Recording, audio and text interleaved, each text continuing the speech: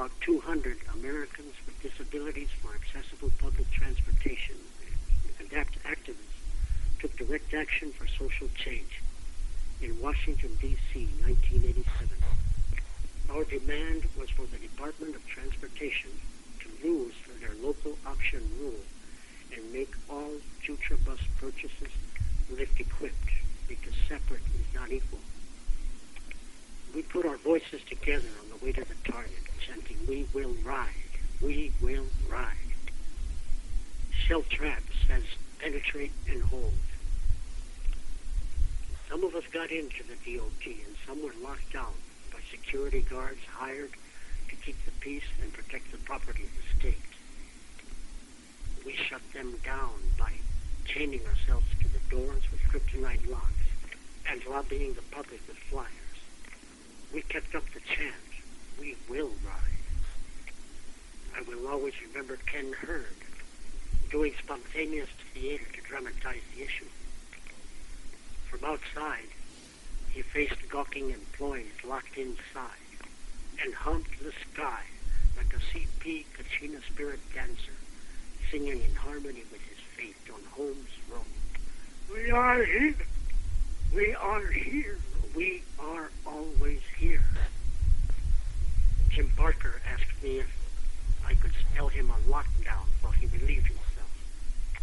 I was just 4 years blind with a new dog guide, Frazier. I said, hell yes. It was my time in the seat of power. It was a huge rush. The Secretary of Housing wouldn't talk.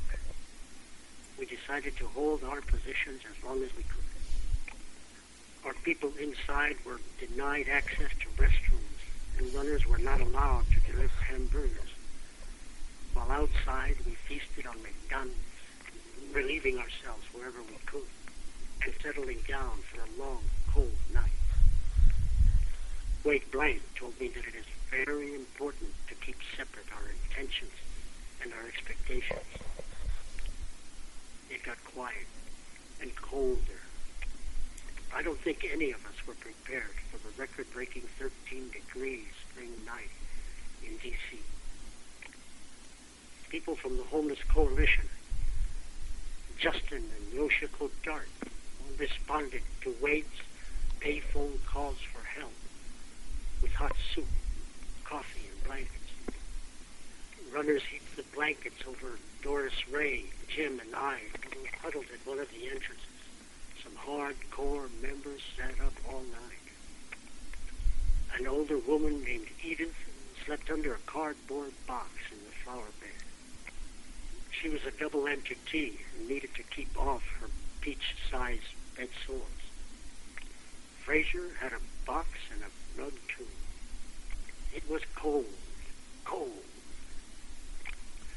When morning came, we had to move.